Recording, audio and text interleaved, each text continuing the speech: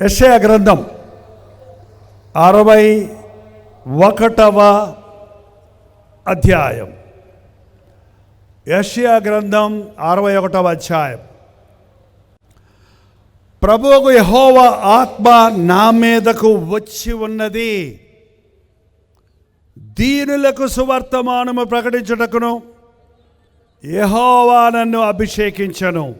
నలిగిన హృదయములు గల వారిని దృఢపరచుటకును, చెరలోనున్న వారికి విడుదల, బంధించబడిన వారికి విముక్తి ప్రకటించుటకును, యెహోవా హితవత్సరమును మన దేవుని ఎదుట ప్రతిదండన దినమును ప్రకటించుటకును, దుఃఖాక్రాంతులను ఓదార్చుటకును, సియోనులో దుఃఖించు వారికి ఉల్లాస వస్త్రములు ధరింపజేయుటకును, బూడిదకు ప్రతిగా పూదండను, దుఃఖమునకు ప్రతిగా ఆనంద తైలమును, భారభరితమైన ఆత్మకు ప్రతిగా స్తుతి వస్త్రమును వారికిచ్చుటకును ఆయన నన్ను పంపి ఉన్నాడు.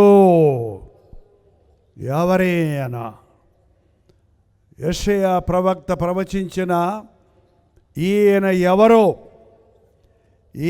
ఎవరో కాదు, మన ప్రభు అయిన యేసుక్రీస్తు.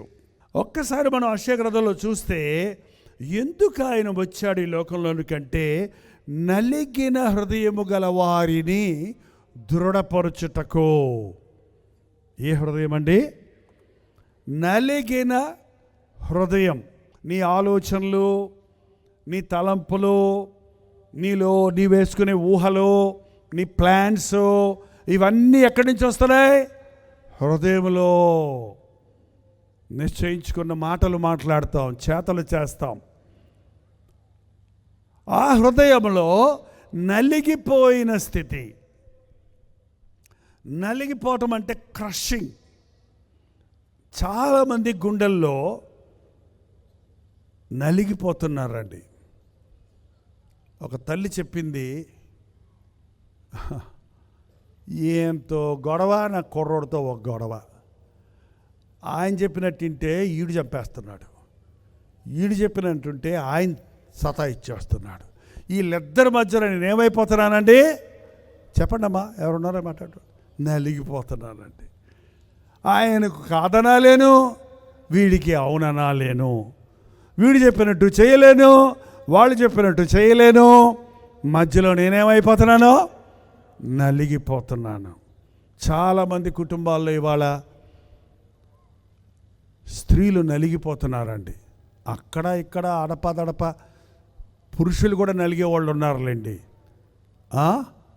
ఉన్నారు. భార్య గయ్యాలైతే భర్త హాయిగా ఉంటాడు అనుకున్నారా? అబ్బే, భర్త గయ్యాలైతే గయ్యాలి దాంతో కాపురం చేయడానికి బదులు అరణ్య భూమిలోకి వెళ్ళి ఆ సింహాలు ఎలుగుబంట్లతో వాటితో కాపురం చేయటం మేలంట. అవన్నీ కొంచెం సింపతి చూపిస్తాయేమో, జాలి ధరిస్తాయేమోనని. ఈ రోజున మన సమస్యలు ఎవరికైనా చెప్పుకుందామంటే చాలా ఆపోయా, నీకంటే పెద్ద సమస్యలు నేనున్నాను, నీ సమస్యలు తీర్చడం నా చేత కాదు. ఏంటంటే ప్రతి మనిషికి ఏదో ఒక సమస్యతో సతమతమైపోతున్నాడు కుటుంబం హృదయంలో. బయటకు బాగా గంభీరంగా కనపడతారు, బయటకు బాగానే కనపడతారు, బయటకు మాత్రం భార్య భర్తలు హిహి హిహి అంటారు. ఎవరైనా వస్తే వాళ్ళు వెళ్ళిపోయిన తలుపేసుకొని చూడండి. ఇక టీవీ గట్టిగా పెట్టేసుకోవాలంటే ఈ మధ్య కొత్త రకం అంట. వీళ్ళు అరుచుకునే అరుపులకి, కొట్టుకునే దెబ్బలకి పక్కంటి వాళ్ళు వస్తారు కదా. లేకపోతే అందుకని టీవీలో ఫైటింగ్ జరుగుతుందేమో అనుకునేటట్టు టీవీ సౌండ్ పెట్టి వీళ్ళ సౌండ్లు. చెప్పండి, నిజంగా మీ ఇంట్లో సమాధానం ఉందా? భార్య భర్తలుగా మీ ఇద్దరు సంతోషంగా ఉన్నారా? కొత్తగా పెళ్ళైన రోజు ఎంత బాగుంటారో చూడండి. ఆ వెడ్డింగ్ డ్రెస్సులో ఉన్నప్పుడు చూడండి, భార్య చీర ఎక్కడ ఇరుక్కుంది అనుకోండి, ఉండు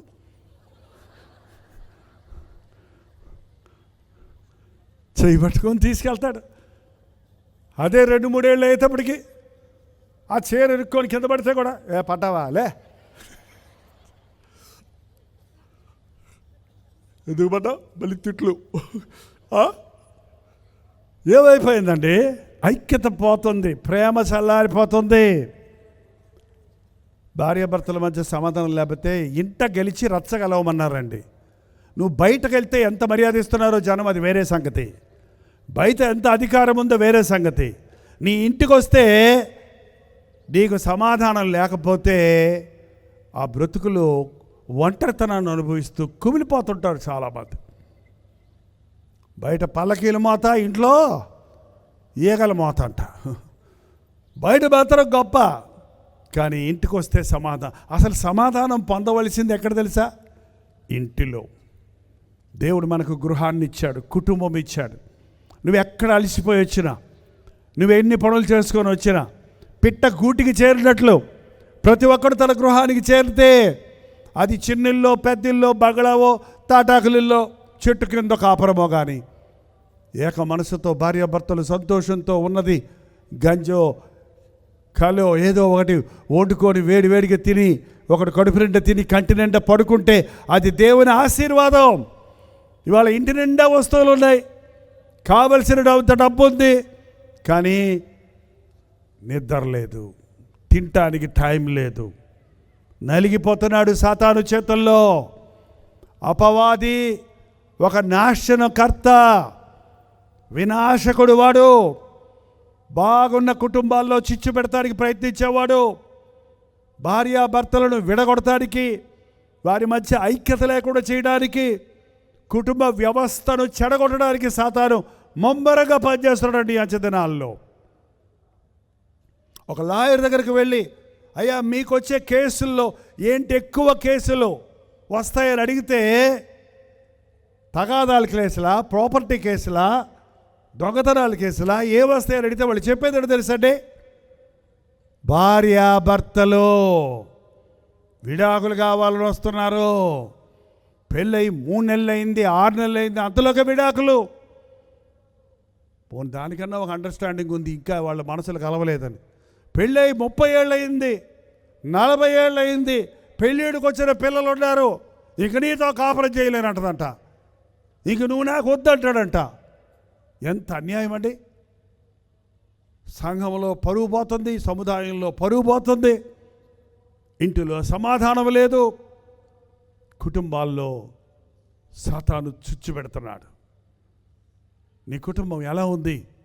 సంతోషంగా ఉందా? భార్యాభర్తలుగా మీరిద్దరూ ఏక మనసు కలిగి ఉన్నారా? ఏకీభవించగలుగుతున్నారా? ఖచ్చితంగా వ్యత్యాసాలు ఉంటాయి. నువ్వు అనుకున్నట్టు నీ భర్త ఉండడు, నువ్వు అనుకున్నట్టు నీ భార్య ఉండదు. ఆమె అభిరుచులు వేరు, నీ అభిరుచులు వేరు. నిన్ను వేరుగా చేశాడు దేవుడు, ఆమెను వేరుగా చేశాడు. నువ్వు వేరే ఇంట్లో పెరిగొచ్చావు, ఆమె వేరే ఇంట్లో పెరిగొచ్చింది. మీ పద్ధతులు వేరై ఉంటాయి, కానీ దేవునిలో మీరు జతపరచబడిన తర్వాత నీతోనే నడుస్తానని తీర్మానం చేసుకొని, కలిమిలో, లేమిలో, వ్యాధిలో, బాధలో నిన్ను విడివక ఎడబాయక నీతోనే కాపురము చేయుదునని వాగ్దానం చేసిన తరువాత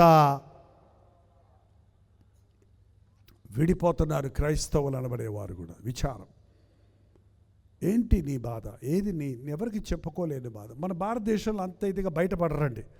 లోపట ఇవాళ ఏదో న్యూస్లో ఒక న్యూస్ విన్నాను. ఒక ఆమె 14 సంవత్సరాల నుంచి టార్చర్ చేయబడుతుందంట ఇంట్లో అత్తమామలతోటి, భర్తతోటి. కానీ ఎవరికి చెప్పుకోకుండా, బయటికి రాలేకుండా అలాగే అనుభవిస్తే ఇప్పుడేదో బయటకు వచ్చిందంటే నాకు తెలియదు పూర్తిగా స్టోరీ అంట. కానీ ఏంటంటే ఎంతమంది ఈ రోజున మన ఇళ్ళల్లో నలిగిపోతున్నారు. మాకు అత్తగారు ఉన్నారు అన్నవాళ్ళు చేయి చూపించండి అమ్మా. చూపిస్తున్నారా? అత్తగారిని అమ్మ అని పిలవండి. మీ అమ్మని ఎలా ప్రేమిస్తారో అట్లా ప్రేమించండి. మీ అత్త ఏదన్నా ఒక మాట అంటే సుర్రం అనకండి. మీ అమ్మ నిన్ను తిట్లా, అమ్మ తిట్టుద్ది, అమ్మ ఏదో చెప్పుద్ది, అమ్మకి ఇష్టం వచ్చి చెయ్యి, నీ సంసారం బాగుంటుంది దానివల్ల. ఏంటంటే కాకి పిల్ల కాకికే ముద్దు. కాబట్టి ఆయన తప్పు చేసినా నిన్నే అంటాడమ్మా. ఎందుకు? మా అబ్బాయి చాలా మంచోడు, నువ్వు వచ్చే ఇట్లా చేసావు. నువ్వు ఇంటికి వెళ్ళిపోయి మీ అమ్మగారితో మాట్లాడు. మీ అమ్మగారు ఏమంటారు తెలుసా? మా అమ్మాయి బంగారు బొమ్మ,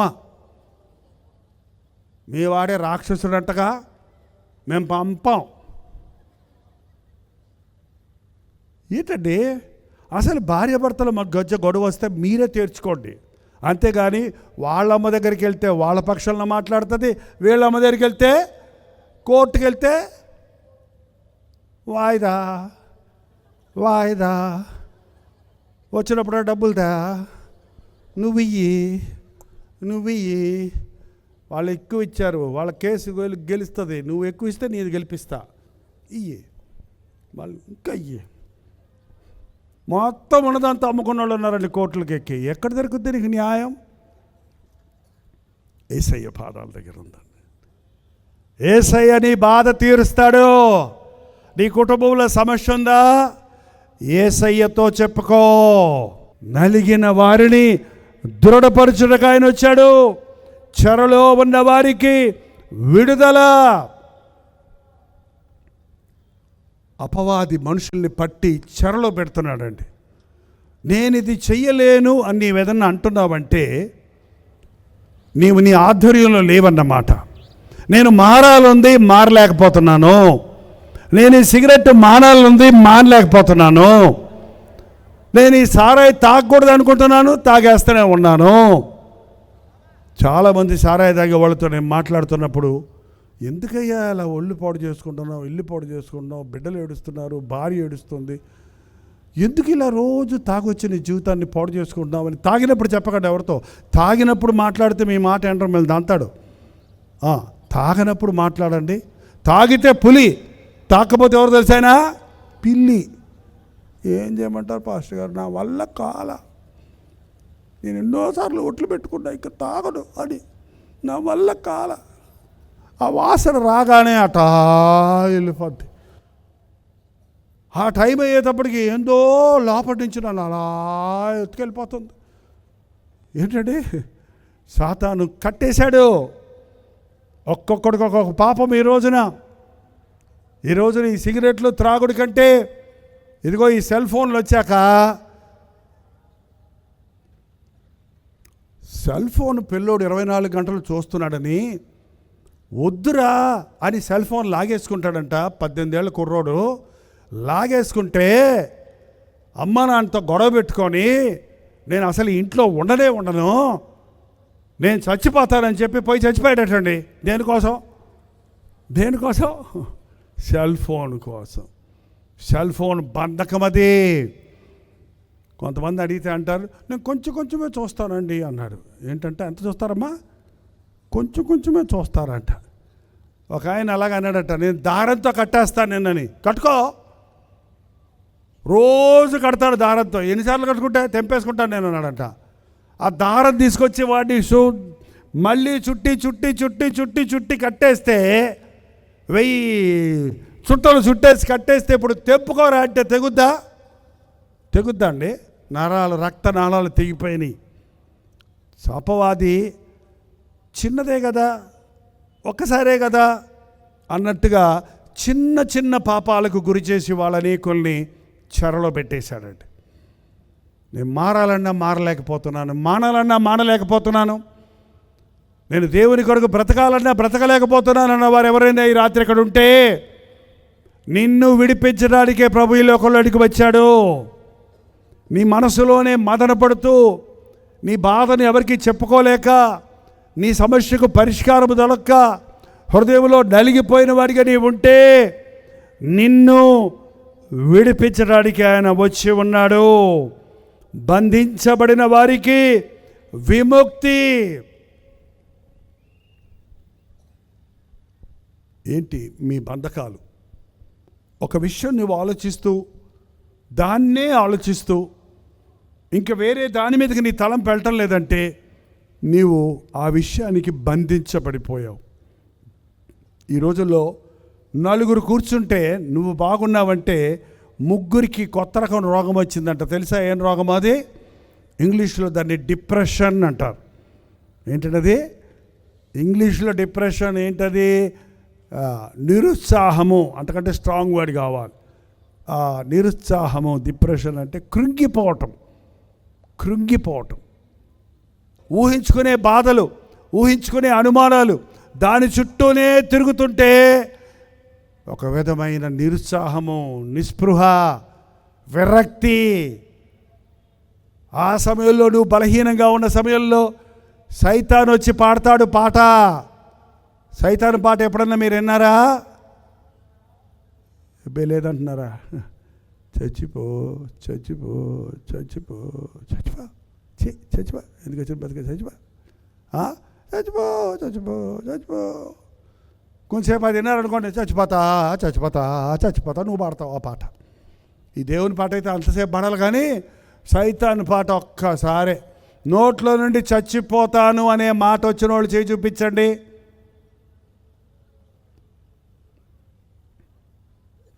ఇంత మంచోళ్ళ ఒక 5-6 ఉన్నారండి పాపం చెడ్డోళ్ళు. మిగిలిన వాళ్ళు అందరూ మంచివాళ్ళే.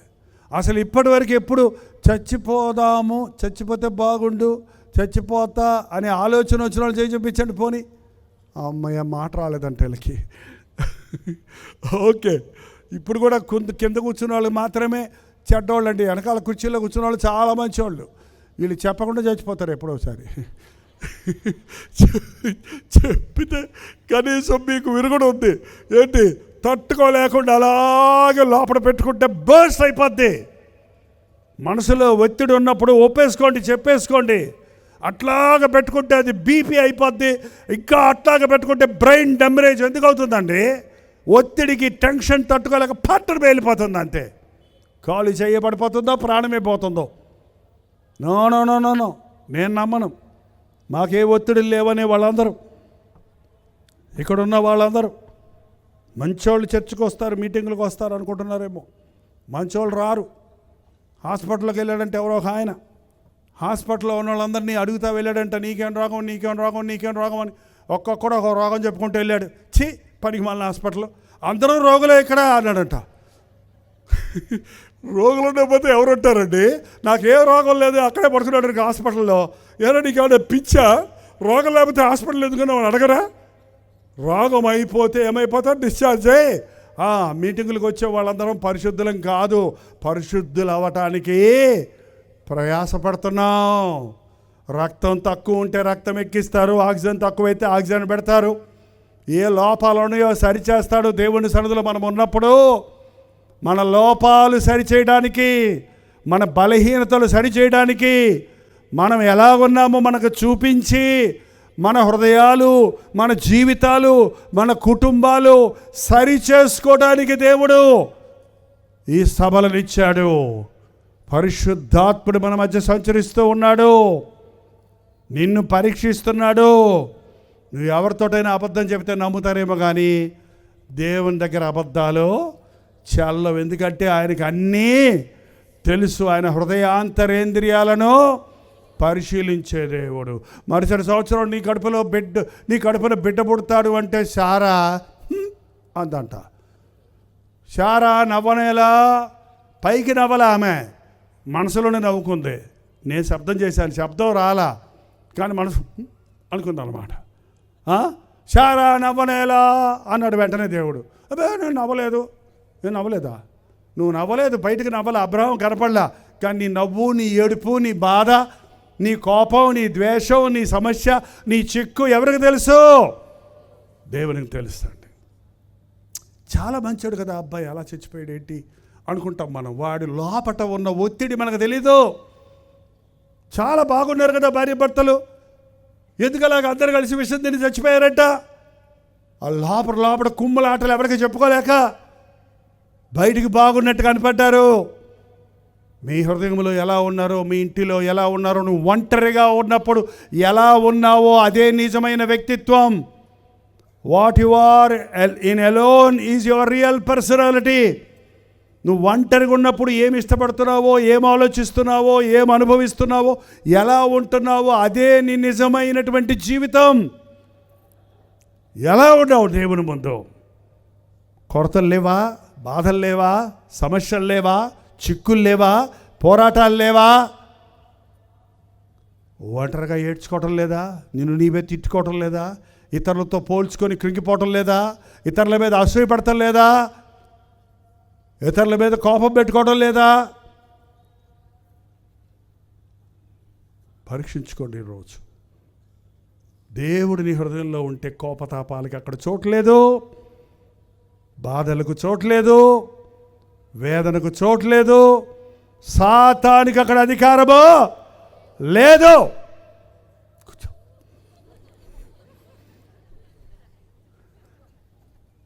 బంధించబడిన వారిని విడిపించడానికే వచ్చానన్నాడు ప్రభు. నలిగిన వారిని దృఢపరచడానికి వచ్చానన్నాడు. చెరలో ఉన్న వారికి విడుదల కలుగు చేయడానికి వచ్చాడన్నాడు ప్రభు. నీ కోసమే ఆయన ఈ లోకానికి వచ్చాడు. నమ్ముతున్న వారు అల్లే చెప్పండి. నా కోసమే నా యేసయ్య ఈ లోకంలోనికి వచ్చాడు. నేను ఎప్పుడు అనుకుంటాను, నా కోసమే నా యేసయ్య ఈ లోకంలోనికి వచ్చాడు. నన్ను మార్చడం కోసమే నా తండ్రిని మార్చాడు యేసయ్య. మా అమ్మ ప్రార్థన మా నాన్నను మార్చింది, మా నాన్న ప్రార్థన నన్ను మార్చింది. నా ప్రార్థన ఎంతోమందికి ఆశీర్వాదకరంగా చేశాడు దేవుడు. నువ్వు మారలా, నీ కుటుంబం ఎలా మారుతుంది, నీ కొలీగ్స్ ఎలా మారుతారు, నీ బిడ్డలు ఎలా మారుతారు, నీ జీవితంలో సమాధానం లేకుండా నువ్వెవరికి ఆశీర్వాదకరంగా ఉంటావు. ఈరోజు యేసు ప్రభు విడిపించడానికి వచ్చాను, నడిపించడానికి వచ్చాను అని చెప్తున్న ప్రభు మన మధ్య ఉన్నాడు. నాకు ఈ కొరత ఉంది, నాకు ఈ బాధ ఉందని చెప్పగలిగితే నీకు విడుదల దొరుకుతుందండి. దీనులకు సువార్త ప్రకటించుటకు, నలిగిన హృదయములు గల వారిని దృఢపరచుటకు, చెరలో ఉన్న వారికి విడుదల, బంధించబడిన వారికి విముక్తి, యెహోవా హితవత్సర దినమును ప్రతిదండన చేయు దినమును ప్రకటించుటకు వచ్చి ఉన్నాను. దుఃఖాక్రాంతులను ఓదార్చుటకు, సియోనులో దుఃఖించు వారికి ఉల్లాస వస్త్రము ధరింపజేయుటకు, బూడిదకు ప్రతిగా పూదండను, దుఃఖమునకు ప్రతిగా ఆనంద తైలమును, భారభరితమైన ఆత్మకు ప్రతిగా స్తుతి వస్త్రమును వారికి ఇచ్చుటకు వచ్చి ఉన్నాడండి. భారముగా బ్రతుకుతున్న నీ బ్రతుకులో పక్షిరాజు వంటి యవ్వనాన్ని నీకు ఇచ్చి, ఆరోగ్యాన్ని నీకు ఇచ్చి, భూ సంబంధమైన వాటికి ఆకర్షించకుండా ఎత్తైన స్థలములలో పక్షిరాజు ఎగురుతుంది, లోకములో ఉన్న వాటికి లొంగదది. ఒక క్రైస్తవుడు భూ సంబంధమైన వాటి మీద మనసు పెట్టుకోకూడదు. క్రీస్తుతో పాటు మనము లేపబడిన వారినైతే పైనున్న వాటి మీదనే కానీ భూ సంబంధమైన వాటి మీద మీ మనస్సు పెట్టుకొనకుడి. ఈరోజు పరిశుద్ధాత్ముడు మన మధ్య ఉన్నాడు అని నమ్మిన వాళ్ళు మాత్రం అలలు చెప్పండి. నా బ్రతుకులో ఒక లోటు ఉంది, కొరత ఉంది, బాధ ఉంది, వ్యాధి ఉంది, సమస్య ఉంది, అవసరత ఉంది అన్నవాళ్ళు మాత్రం అల్లు చెప్పండి. దాంతోనే నేను ఇక్కడికి వచ్చానన్న వాళ్ళు అల్లు చెప్పండి. దాంతో నేను ఇక్కడి నుంచి వెళ్ళను, అదే స్థితిలో వచ్చినట్టుగా వెళ్ళను. నా బాధ తీరాలి, నా సమస్య తీరాలి, నా కన్నీరు తొడవబడాలి, నా వ్యాధి నుండి నేను స్వస్థత పొందాలి, అందుకే నేను దేవుని సన్నిధికి వచ్చాను, నేను విడిపించబడి వెళ్ళేదాకా ఇక్కడ నుండి కదలనన్న వారు హల్లెలూయా చెప్పండి. హృదయంలో నలిగిపోయి ఉన్నావా, జీవితంలో కృంగిపోయి ఉన్నావా, సమస్యలతో నిండిపోయి ఉన్నావా, సమాధానం లేని పరిస్థితుల్లో ఉన్నావా, ఎంత చదివినా ఉద్యోగం దొరకలేదని దిగులా, ఎన్ని సంవత్సరాలు ఎన్ని సంబంధాలు వచ్చినా బిడ్డ వివాహం జరగలేదని వేదన, ఏదైనా సరే అండి, మీ బాధలన్నీ తీర్చే ప్రభు ఉన్నాడు. మీరు చేయాల్సిందంతా ఒక్కటే, ఏంటో తెలుసా? మోకాళ్ళ ప్రార్థన. ప్రార్థన. పరిశుద్ధుడా, ప్రేమగల తండ్రి, ఒక్కసారి నీ బిడ్డలను చూడు నాయన. ఎంతెంతో దూరాల నుండి ఎంతో ఆసక్తితో ఈ ఆవరణలోనికి వచ్చిన ప్రతి ఒక్కరిని దీవించుము నాయన. వారి కన్నీటిని తుడువయ్యా, వారి సమస్యలను పరిష్కరించు నాయన, వారి దోషములను క్షమించు ప్రభువా. నీవు మా కొరకు చేసిన యాగము ద్వారా ఈరోజు మాకు విడుదల ఉన్నందుకు, స్వస్థత ఉన్నందుకు, దీవెన ఉన్నందుకు నేను స్తుతిస్తున్నామయ్యా. ఎవరెవరు చేయి వెత్తి నా బాధిది, నా సమస్యది, నా చిక్కిది, నా ఆవేదనదని వారి హృదయాలలో మూలుగుతున్నారో అట్టి వారిని నజరేయుడైన యేసుక్రీస్తు నామములో విడుదల చేయించున్నాము. ఎవరైనా తాగుబోతులు ఇక్కడ ఉంటే అయ్యా ఈ రాత్రి వారికి విడుదల ప్రకటిస్తున్నాం. మళ్ళీ ఆ దురభ్యాసం జోలికి పోకుండా నూతన జీవితాలు దయచేయను ఆయన. సమాధానం లేని భార్యాభర్తలను ఈ రాత్రిని పాదముల ముందు నిలబెట్టాం. ఒకరితో ఒకరు సమాధాన పడుటకు పరలోకపు అనుభూతిని భూలోకముల వారి కుటుంబాల్లో పొందినట్లుగా యోబు ఇంటి చుట్టూ ఉన్న కంచెను మీ బిడల గృహాల చుట్టూ ఉంచునాయన. యెహోవా యందు భయభక్తులు గల వారి చుట్టూ ఆయన దూత కావలి ఉండునన్న మాట అక్షరాల నెరవేర్చుము నాయన. అర్ధాంతరమైన మరణాలు మాకు వద్దయ్యా. తండ్రి లేని బిడ్డలుగా మా బిడ్డలు మిగలొద్దు నాయన. తల్లి లేని బిడ్డలుగా అనాథలుగా మమ్మల్ని విడవద్దయ్యా. తల్లిదండ్రుల్ని కనికరించి బిడ్డలను నాయన నీ కృపలో పెంచుకున్నటకు సహాయం చేయి. యవ్వనస్తుల్ని కనికరించు నాయన. తండ్రిని పోగొట్టుకొని తల్లిని పోగొట్టుకొని అయిన వారిని పోగొట్టుకొని కృంగిపోయిన యవ్వన బిడ్డలను నిరుత్సాహంతో నిండికిపోయిన యవ్వనస్తులను నీ నామములో ఈ రోజున విడుదల చేయించలేదయ్యా. నీవే వారికి తండ్రిగా ఉండు నాయన. వారి అవసరతలన్నీ తీర్చయ్యా. అయ్యా తీర్చు నాయన. భర్త లేడే బిడ్డలను అలా పెంచాలని కృంగిపోతున్న విధవరాండ్ర పక్షములో నీవు ఉన్నావన్నావే. తండ్రి లేని వారి పట్ల దిక్కు లేని వారికి నీవు తండ్రిగా ఉన్నావు, దిక్కుగా ఉన్నావన్న మాట నా ప్రభువు నాకున్నాడన్న ధైర్యం పొంది వెళ్ళుటకు సహాయం చేయము. అందరూ ఉన్న ఒంటరితనాన్ని అనుభవిస్తున్నానే సమాధానం మా గృహములో లేదన్న వారి జీవితాలలో పరిశుద్ధాత్మ కార్యాన్ని జరిగించుము నాయన. విరిగిపోయిన విడిపోయిన కుటుంబాలను కట్టుము తండ్రి. పోగొట్టుకున్న ఆశీర్వాదాలు తిరిగి పొందినట్లుగా పరిశుద్ధాత్మ కార్యాలు కొనసాగించుము తండ్రి. ఎలా వచ్చారో అలా వెళ్ళక నా యేసయ్య నన్ను దీవించాడు, నన్ను అభిషేకించాడు, నన్ను స్వస్థపరిచాడు, నన్ను విడిపించాడని హల్లెలూయా స్తుతి గీతాలతో ఇక్కడ నుండి వెళ్ళడానికి మాకు సహాయం చేయము. లైవ్లో కూడా ఇంతసేపు కనిపెట్టి నీ మాటలు వింటున్న వారి జీవితాలలో హృదయాలలో గృహాలలో పరిశుద్ధాత్మ కార్యములు కొనసాగించమని యేసు క్రీస్తు నామములో అడుగుచున్నాము తండ్రి. ఆమేన్. మన తండ్రి అయిన దేవుని యొక్క ప్రేమయు కుమారుడైన క్రీస్తు యొక్క కృపయు ఆదరణకర్త అయిన పరిశుద్ధాత్మ యొక్క సహవాసమును కూడి వచ్చిన మనందరికీ ఇప్పుడును సదాకాలమును తోడై ఉండను గాక. ఆమేన్, ఆమేన్, ఆమేన్.